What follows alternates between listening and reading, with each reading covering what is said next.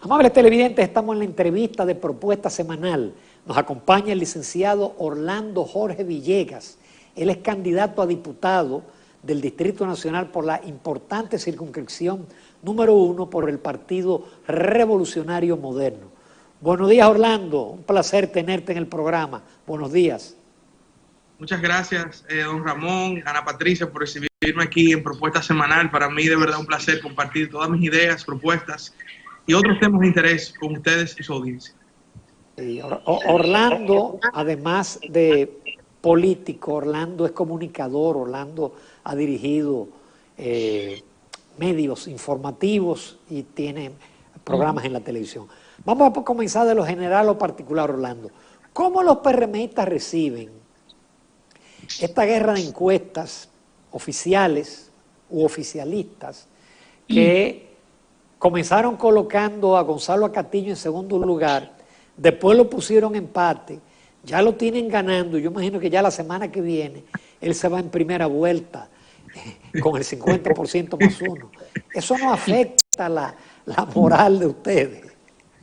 No, para nada, Ramón. Mire, usted sabe que hay una tradicional guerra de encuestas en la política dominicana y más para esta fecha, que estamos ya básicamente 30 días de las elecciones. Si nosotros vemos las encuestas publicadas de febrero hasta la fecha de este programa, hay alrededor de 10, casi 12 encuestas que se han publicado. La gran mayoría de ellas, incluyendo encuestas de gran prestigio, han dado a Luis Abinader primero por encima de Gonzalo Castillo. En segundo lugar, muchas lo han dado ya en un escenario de primera vuelta. Y en tercer lugar, muchas colocan una distancia de hasta 15 y 20 puntos entre Luis Abinader y Gonzalo Castillo. Entonces, yo siempre digo que las encuestas son un reflejo de un momento. A mí, sí, yo voy a hablar claro del caso de esa encuesta que ustedes hicieron referencia al inicio. Me llama la atención los indecisos, un 13% de indecisos a un mes de unas elecciones. Eso es algo absurdo, estadísticamente hablando incluso, cuando esa misma encuestadora en enero decía que había un 3%. Y hay estudios de neurociencia y de psicología política que indican incluso que el electorado se hace su mente de por quién va a votar hasta 6 meses antes. No digo que siempre es el caso, pero sabemos que la mayoría de los dominicanos tiene su decisión de por quién va a votar. Así coinciden la mayoría de las encuestas. Estos son artimañas del poder para confundir, para crear incertidumbre, pero nosotros seguimos con el mismo ánimo, el mismo entusiasmo y el mismo fervor de trabajar para que Luis Abinader sea el próximo presidente de la República Dominicana. Orlando, pero eso mismo sucedió en octubre. Así se fue preparando un escenario donde Leonel Fernández y Gonzalo Castillo quedaban empates. Y luego, bueno, sabemos todo lo que sucedió luego de eso. O sea, ¿no será que se está preparando terreno para lo que realmente se quiere hacer? No hablo de que pueda ser quizás alguna trampa política, pero están poniendo a las personas a pensar, están preparando un escenario, un terreno. Tú sabes, Ana Patricia, que aparte de octubre, en el 2016 fue así. Ellos comenzaron, pero con mucho tiempo de antelación, a vender una percepción falsa de que el presidente tenía un 70, un 80, el presidente cum laude, mínimo, había que llamarle. Y esa percepción, obviamente, influyó en el electorado. Estoy hablando del 2016. Lo que pasó en las primarias del PLD, ahí yo te diría que más que eso, ahí papeleta mató a menudo. Eso fue lo que vimos en las primarias del PLD. Ahora, es imposible crear una percepción, sobre todo de un candidato como Gonzalo Castillo, a 30 días de un proceso electoral. Y yo quiero aquí establecer algo bien claro. El sentimiento de cambio que nosotros vimos con mucho fervor pre-COVID-19, está todavía ese sentimiento. Naturalmente, ahora mismo las personas están muy preocupadas con su situación económica, en muchos casos con la situación sanitaria, con la reapertura de la República Dominicana, y quizás nosotros nos vemos ese fervor como se vio en la Plaza de la Bandera, en los cacerolazos, pero el deseo de cambio está en los dominicanos y ese es el principal motivador del Partido Revolucionario Moderno, de los candidatos que somos del Partido Revolucionario Moderno, y por eso yo creo que por más que quieran vender a un candidato que no tiene ningún tipo de capacidad, por más que quieran decir que está en primer lugar, por más que quieran decir que el que resuelve, la gente está clara de que el país necesita un cambio. ¿Tú crees que la situación del COVID realmente ha ayudado al PLD, o sea, le ha sumado puntos? bueno, ha sido un oxígeno para el gobierno en sentido general. Y eso, tradicionalmente, las crisis fortalecen a los gobiernos. Quizás en un escenario donde el presidente estuviese en reelección, obviamente se hubiese beneficiado electoralmente hablando. Ahora, yo sí creo que ha oxigenado el Partido de la Liberación Dominicana porque durante muchas semanas hubo una especie de estancamiento territorial de la campaña política. Y en el caso de Luis Abinader, que muy decentemente, como todo buen ciudadano, cumplió con el confinamiento mientras el otro candidato andaba fumigando, despachando aviones, recibiendo una supuesta mercancía, y obviamente se demostró también una gran inequidad en lo que fue la campaña durante ese confinamiento. Pero yo sí creo que, a pesar de que hubo un cierto oxígeno para el gobierno y su candidato, no ha subido como mucha gente esperaba que subiera.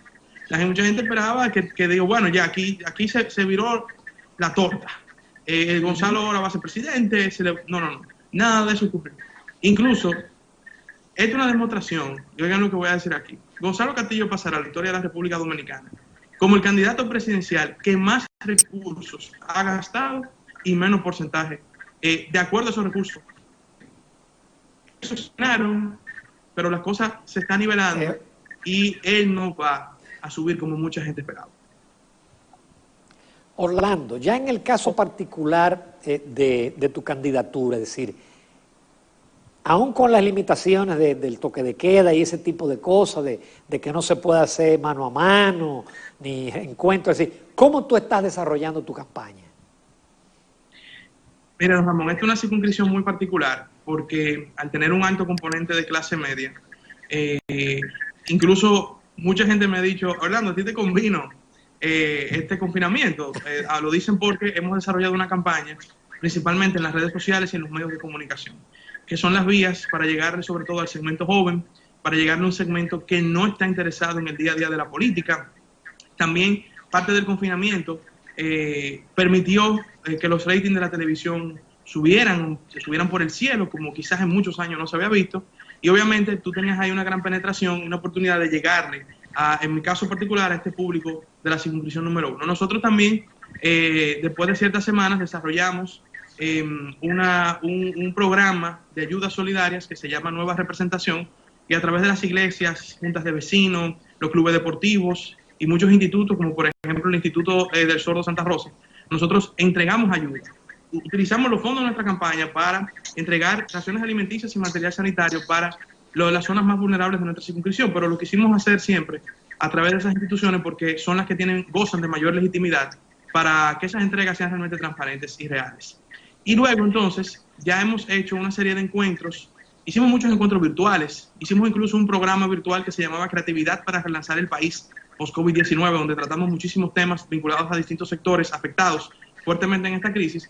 Y ahora estamos retomando con las medidas de distanciamiento, con muchas menos personas, reuniones y encuentros, porque yo creo que el COVID cerró la política tradicional en la República Dominicana. Eso de mano a mano, de caravana, yo creo que eso ya no lo vamos a volver a ver en este país. Y creo que ahora a nivel territorial la política se va a concentrar mucho más en la micropolítica, en visitas, en reuniones, y que yo creo que esa es la política real, la micropolítica, no la de tú darle un machucazo a una gente en una calle que tú ni siquiera pudiste hablar con él.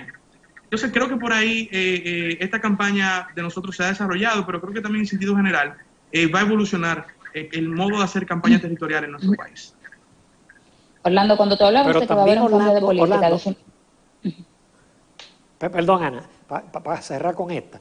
Orlando, pero eso también va a obligar que los candidatos tienen que ser propietarios de un discurso y de propuesta. El que no tenga un discurso y no sea capaz de ir a programas y no sea capaz de ir a un debate, yo lo veo difícil.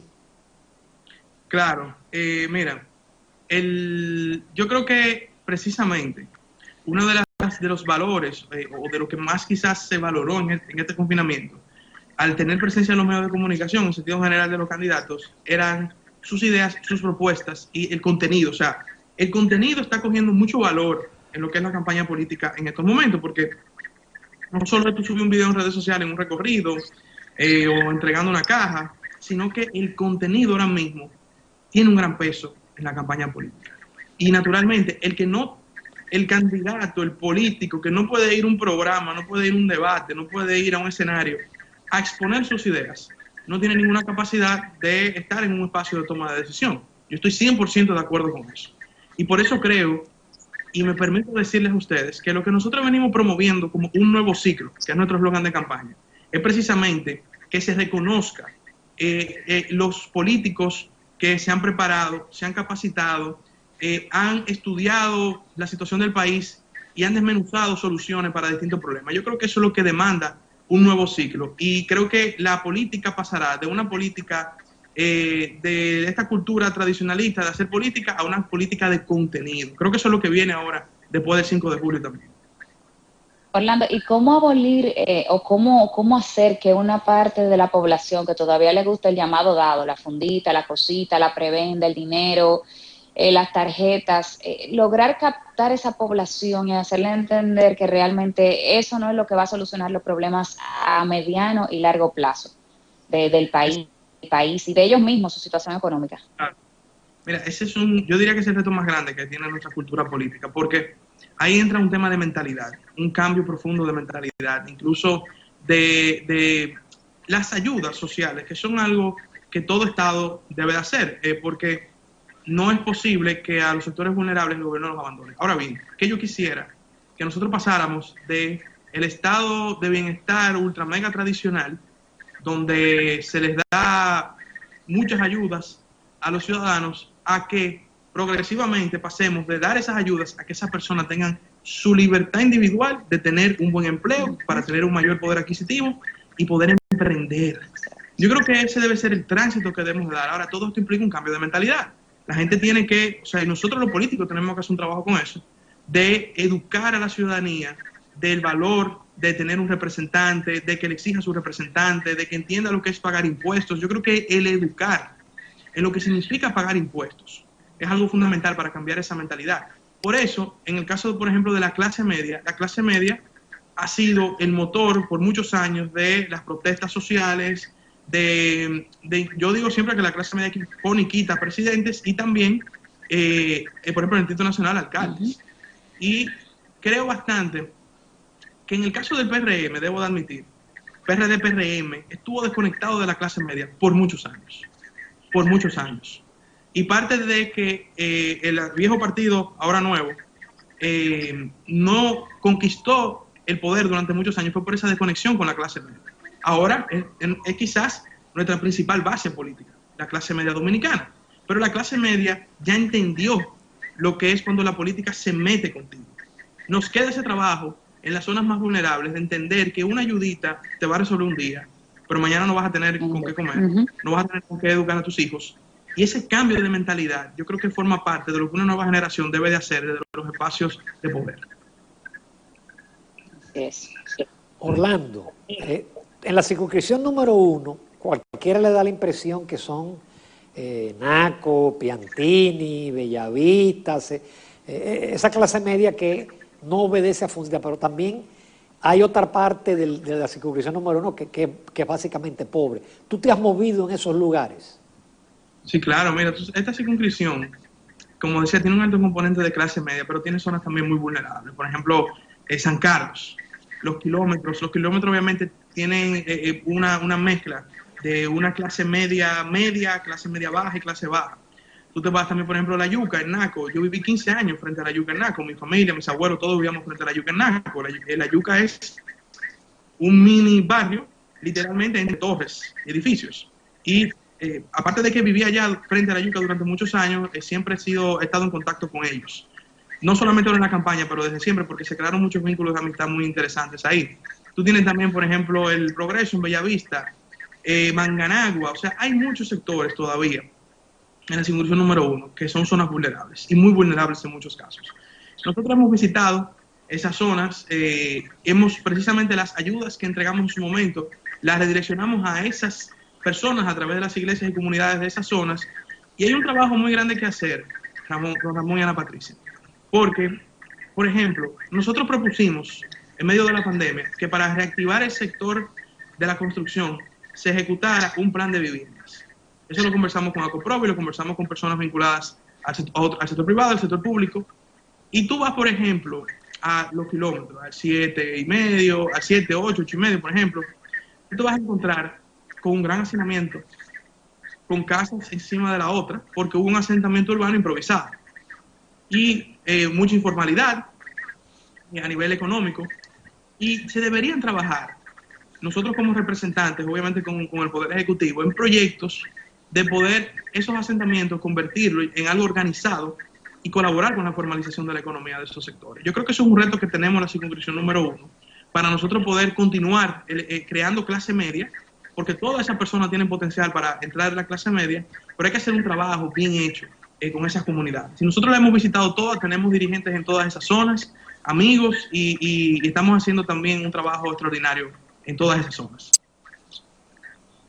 Orlando, de ser elegido candidato a diputado, ¿cuál es el primer proyecto que tú tienes sobre esa?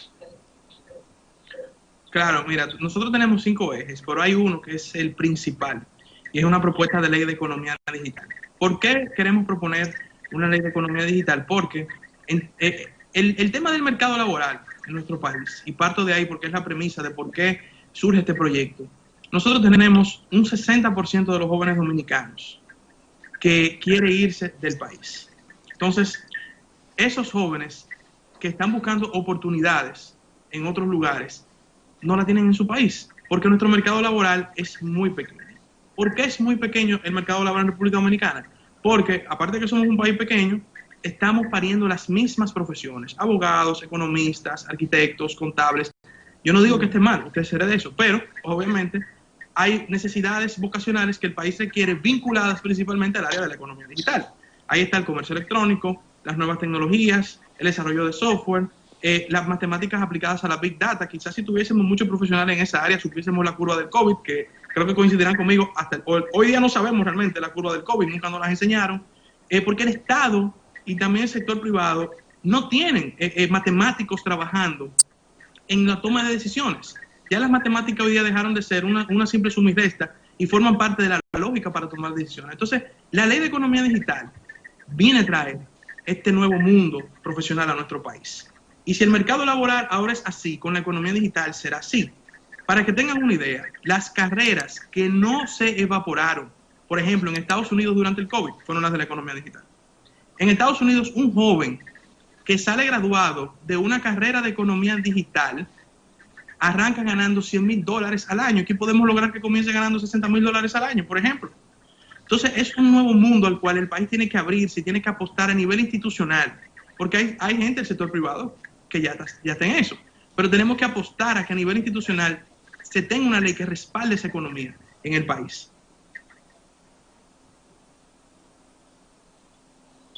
¿Y qué otros proyectos tú tienes en carpeta, Orlando? Sí, aparte ustedes saben que el legislador tiene 3 roles fundamentales: legislar, fiscalizar y representar. Hemos desarrollado 5 ejes vinculados a esas 3 funciones. El segundo eje va vinculado a lo que viene siendo la representación y va orientado al turismo en la ciudad de Santo Domingo. En Santo Domingo nosotros tenemos el mejor turismo cultural, gastronómico, histórico y de negocios, no solo del país, me atrevo a decir, del Caribe y de América Central. Pero nosotros no promovemos el destino de Santo Domingo. Se promueve mucho el turismo de playa, lo cual está bien. Pero si nosotros tenemos un casco histórico, una metrópolis en crecimiento a nivel cultural, gastronómico y de negocio, ¿por qué no promovemos nuestro destino para ese target de turista, que es muy importante porque te dinamiza bastante la economía? Entonces, en mesas donde he trabajado con el sector privado y el sector público, se ha hablado bastante de desarrollar una estrategia de promoción turística. En nuestro rol de representante queremos darle, hacer realidad esa estrategia de promoción. Y en mi caso, como vengo del mundo del mercado y de la comunicación, lo combinaría con mi rol de legislador para darle esa fortaleza y poder nosotros desarrollar una estrategia bien adecuada, bien targeteada, y eso aquí, señores, permitir incrementar la llegada de turistas vía marítima por el puerto, la llegada de turistas a través también de líneas aéreas, va a incrementar la ocupación hotelera, la presencia en los restaurantes, la presencia en los comercios, y va a crear un mundo de turismo de negocios, el famoso turismo MICE, que viene siendo en inglés Meetings, Incentives, Conventions y Eventos. Ese turismo, Santo Domingo debería ser el hub del turismo MICE en el Caribe y América Central. Como tercer punto, tenemos una ciudad y país sostenible. Y ahí hay dos compromisos particulares. Primero, aprobar la ley de residuos sólidos, que ha estado durmiendo durante muchos meses. Esa ley permitirá por fin que se aplique un plan integral de residuos sólidos y que la cadena de valor que permita que un residuo llegue a ser reutilizado, pues pueda funcionar en nuestro país. Y también un segundo componente de ese eje es modificar la ley de energías renovables del año 2007, que debería ser parte del pacto eléctrico. Creo que también el pacto eléctrico se le debería incluir la modificación de esa ley. Pero en todo caso es algo que nosotros tenemos en carpeta. Es una ley del año 2007. La industria ha cambiado, tiene muchas trabas todavía, sobre todo burocráticas, y la ley tiene que fortalecer, sobre todo el reducir las burocracias para nosotros lograr mayor seguridad jurídica y mayor inversión en ese sector. Y así vamos a lograr independencia y seguridad energética. Cuarto eje, seguridad y tránsito, dos puntos neurálgicos de esta circunscripción y del Distrito Nacional. Ahí, nuevamente, en el rol de representante, planteamos una alianza con el Ayuntamiento del Distrito Nacional para crear un mapa ciudadano digital que tenga 3 submapas. Un mapa del crimen, porque ahorita, como me preguntaba don Ramón, hay sectores vulnerables y hay zonas de clase media y media alta en la circunscripción número 1. A nivel de crimen, lo que pasa, por ejemplo, en Manganagua no es lo mismo que lo que pasa en Bellavista. Entonces, no se puede aplicar una medicina para enfermedades diferentes, la misma medicina, perdón. Y es importante tener ese mapa del crimen con data de lo que ocurre en los sectores del Distrito Nacional a nivel de crimen. Esos mapas existen en California, existen en Nueva York. Usted va a California, tú vas a Oakland y te dice, mira, aquí lo que hacen es que atracan vehículos. Tú no vas en vehículo. Y ayuda incluso al ciudadano a saber cómo manejarse en esas zonas.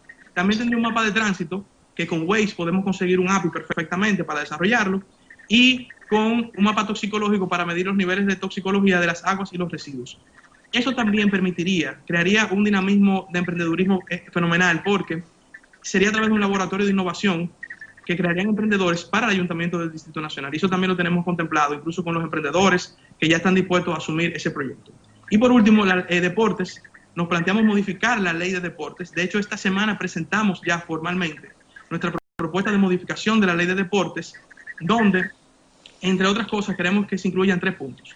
La creación de una liga deportiva escolar para fomentar el bachillerato deportivo, la creación de la liga de verano de béisbol para que aquí se juegue pelota el año entero en el país completo. Eso va a dinamizar muchísimo la economía, sobre todo de provincias del sur y de otros lugares donde se necesita una temporada de béisbol pequeña, no obviamente como la de invierno, pero te va a dinamizar mucho y te va a crear muchísimas oportunidades. Y la inclusión de los deportes electrónicos como ya una disciplina deportiva reconocida por la ley del Ministerio de Deportes. Excelente. Orlando, así como hablábamos en el segmento anterior de que la política tenía que cambiar, o sea, de que tenía que enfocarse diferente, también el rol del legislador, el nuevo rol post-COVID también debe cambiar. Debe haber quizás, no sé qué opinas, más comunicación, deben de haber foros para que los ciudadanos puedan decirle a ustedes, a los que son elegidos, qué hace falta, qué se necesita, cuáles son sus inquietudes. Precisamente, mire, qué bueno que tocas ese tema, porque otro componente, acabamos de mencionar 5 ejes que mi equipo y yo hemos venido trabajando por meses. Incluso temas que hemos venido trabajando como una especie de tanque de pensamiento de un grupo de jóvenes que me acompañan antes de yo aspirar. Pero a raíz del COVID hemos propuesto también una agenda legislativa post-COVID-19. Esa agenda legislativa ha sido fruto de encuentros virtuales, como mencioné, dentro de mi programa Creatividad para Relanzar el País, y encuentros con otros sectores de las necesidades que va a necesitar, sobre todo el sector privado y la clase media, para esta nueva apertura. Entonces, unos puntos fundamentales. Primero, una agenda legislativa post-COVID-19 debe de proteger a las empresas, que son al final las que crean empleos y las que generan capital y de alguna manera riqueza. Claro. Hay empresas que tienen meses, como dice el dominicano, que no ven a Linda, que no han podido generar. Y han acumulado pasivos de alquileres, pasivos de energía eléctrica, otros pasivos, obligaciones de carácter impositivo. Y no es justo que cuando se abra la economía, de un golpazo vengan a cobrarle de todo y que después sean pasibles de embargo, de congelamiento de cuentas. Entonces, ¿qué estamos proponiendo para eso? Primero, ya hay una ley, señores, la ley de reestructuración mercantil del año 2015, pero es una ley que no se conoce. Entonces hay que promoverla, hay que enseñarla, hay que informarla, porque esa ley es la solución para cualquier empresa que necesite una reestructuración. Esa ley establece que si usted es una empresa obviamente establecida conforme a las leyes, con una serie de obligaciones cumplidas al momento de aplicar a la reestructuración. Usted puede entrar en el proceso en el Tribunal de Reestructuración y si el tribunal aprueba su proceso, entonces usted continúa sus operaciones mientras se reestructura con un cronograma que establece el conciliador, que es la persona que el tribunal denomina para llevar el proceso. Pero, oigan lo interesante, usted no es pasible ni de embargos, ni de congelamiento de cuentas, ni le pueden cortar la energía eléctrica. Entonces eso es importante que la gente lo conozca, porque yo sé que ahora mismo vendría una camada de embargos, de congelamiento, de suspensión de servicio, porque hay pasivos acumulados y gente que no generó recursos.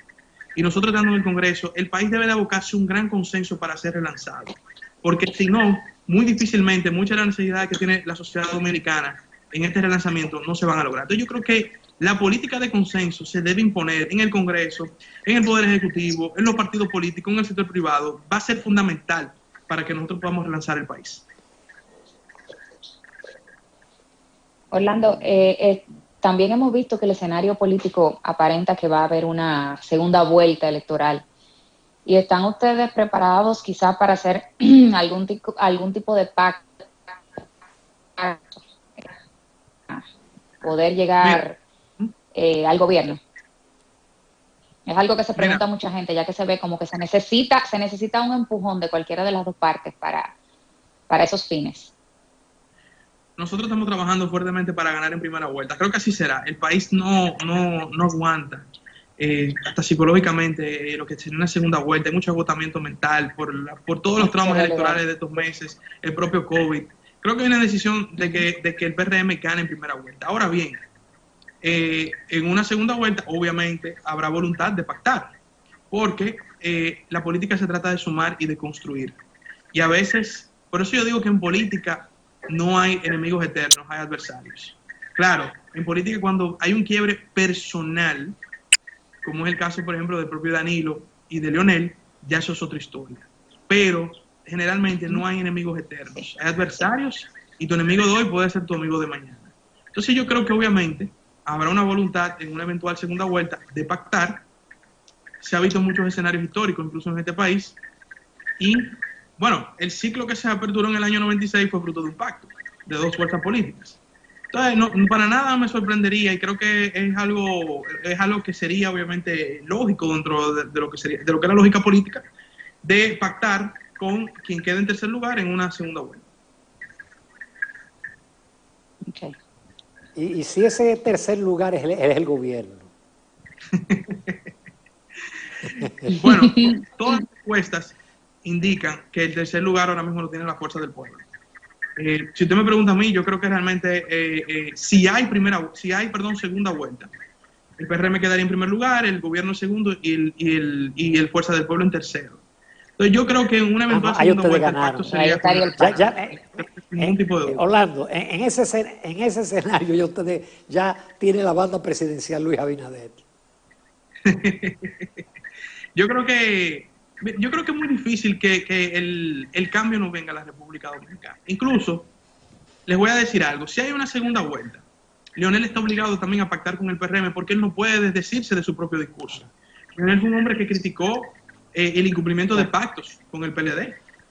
Parte de esos desacuerdos fue por incumplimiento de palabras de compañeros que eran en su momento. Entonces, se vería muy mal que Leonel desdiga de su palabra para apoyar al gobierno en una eventual segunda vuelta, y por eso yo estoy 100% consciente que en un escenario como ese, Fuerza del Pueblo y el PRM van a ir aliados.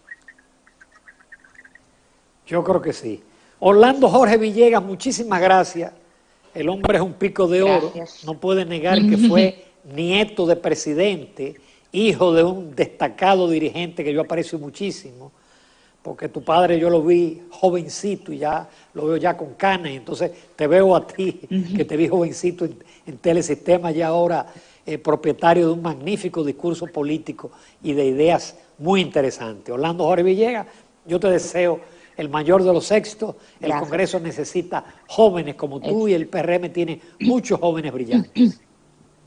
Gracias, don Ramón, muchas gracias, Ana Patricia. Recordarle a toda la audiencia que quedan prácticamente 30 días para las elecciones y el 5 nosotros estamos en la casilla 5 de la boleta de los diputados de la circunscripción número 1 del PRM. Muchas gracias por la oportunidad. Suerte. A ti, éxitos. Orlando Jorge Villegas. Nos vamos a comerciales, amables televidentes. Continuamos en Propuesta Semanal.